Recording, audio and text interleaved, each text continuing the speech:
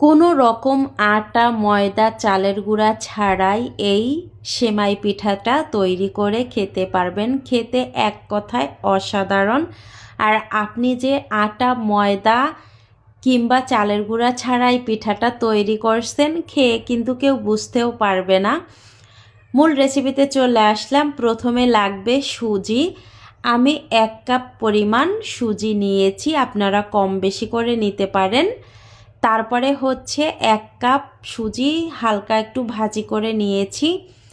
1 cup সুজিতে 2 cup জাল করা দুধ দিয়েছি। দুধ দিয়ে ভালোভাবে সেদ্ধ করে নিয়েছি। চুলা থেকে সুজিটা নামিয়ে নিয়েছি। এখন গরম থাকা অবস্থায় মথে নিব। গরম বলতে হাতে সহ্য হবে এরকম গরম থাকা অবস্থায় মাখিয়ে নেবেন, তাহলে দেখবেন যে এই ডোটা একেবারে সফট হবে। আর এখানে আমি একটু বেশিই সুজি নিয়েছি, কারণ এটি দিয়ে 2টি রেসিপি তৈরি করব আমি, এজন্য আপনারা কিন্তু সুজির পরিমাণটা কম নেবেন। তারপরে এই যে সুন্দর করে মথে নিয়েছি, এখন কিন্তু সফট একটা ডো তৈরি হয়েছে। আর এখান থেকে অল্প পরিমাণে আমার মেয়ে একটু নিয়ে নিচ্ছে দেখেন।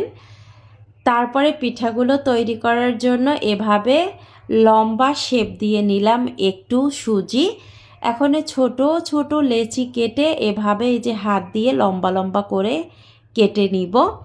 এই দেখেন খুব সুন্দরভাবে কিন্তু এই পিঠাটা তৈরি করা যাবে। হাত দিয়ে এভাবে ডলে ডলে লম্বা শেপ করে নিলেই এই সেমাই পিঠাটা তৈরি হয়ে যাবে।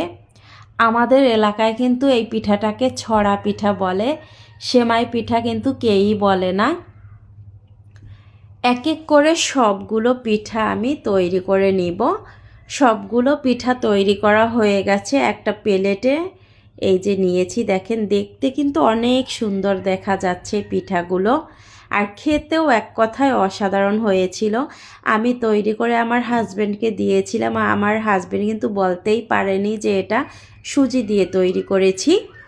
তারপরে হচ্ছে দুধ জাল করে নিচ্ছি। আগে থেকে দুধটা বসিয়ে দিয়েছিলাম জাল করতে।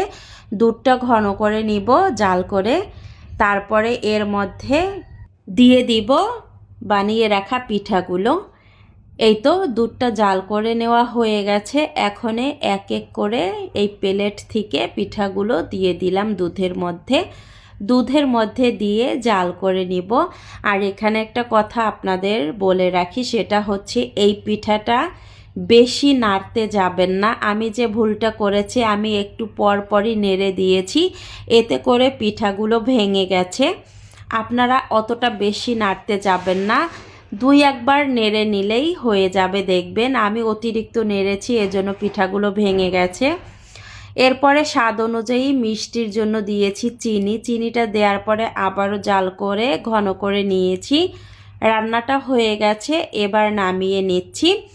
আর দেখতে দেখেন কতটা লোভনীয় লাগছে, আর খেতেও এক কথায় অসাধারণ হয়েছে। আপনারা কিন্তু ঘরে একবার হলেও ট্রাই করে দেখবেন।